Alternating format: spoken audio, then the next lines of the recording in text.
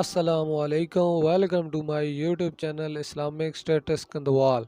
نماز جمعہ کو یہ خصوصیت اور فضیلت حاصل ہے کہ اللہ تعالیٰ نے قرآن حکیم میں صرف نماز جمعہ کی اذان کا ذکر کرنے کے بعد فرمایا ہے کہ جب جمعے کی اذان دی جائے تو نماز کے لیے حاضر ہوں۔ ارشاد فرمایا، اے ایمان والو، جب جمعے کے دن جمعے کی نماز کے لیے اذان دی جائے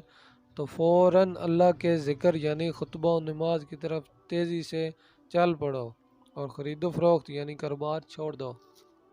یہ تمہارے حق میں بہتر ہے اور تم علم رکھتے ہو۔ آیت مبارکہ کے علاوہ درج ذیل حدیث مبارکہ میں بھی نماز جمعہ کی فضیلت بیان کی گئی ہے۔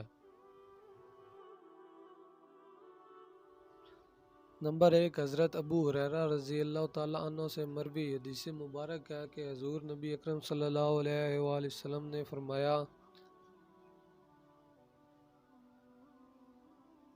جس شخص نے وضو کیا اور اچھی طرح سے وضو کیا، پھر جمعہ پڑھنے آیا اور خاموشی سے خطبہ سنا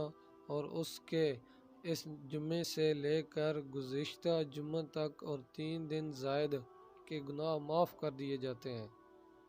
نمبر 2، حضرت ابو ہریرہ رضی اللہ تعالیٰ عنہ کہتے ہیں کہ رسول اللہ صلی اللہ علیہ وآلہ وسلم نے فرمایا ہے کہ جب جمعہ کا دن آتا ہے تو مسجد کے ہر دروازے پر فرشتے آنے والے کو لکھتے رہتے ہیں، جو پہلے آئے ہیں اس کو پہلے لکھتے ہیں، اور جب امام خطبے کے لیے بیٹھ جاتا ہے تو وہ اعمال ناموں کو لپیٹ لیتے ہیں اور آ کر خطبہ سنتے ہیں۔ جلدی آنے والا اس شخص کی طرح ہے جو اللہ تعالیٰ کی راہ میں ایک اونٹ صدقہ کرتا ہے، اس کے بعد آنے والا اس شخص کی طرح ہے جو ایک گائے صدقہ کرتا ہے، اس کے بعد والا اس شخص کی مثل ہے جو مینڈا صدقہ کرے، پھر اس کی مثل ہے جو مرغا صدقہ کرے، پھر اس کی مثل ہے جو انڈا صدقہ کرے۔ حضرت اوس بن اوس رضی اللہ تعالیٰ عنہ فرماتے ہیں کہ حضور نبی اکرم صلی اللہ علیہ وآلہ وسلم نے فرمایا ہے کہ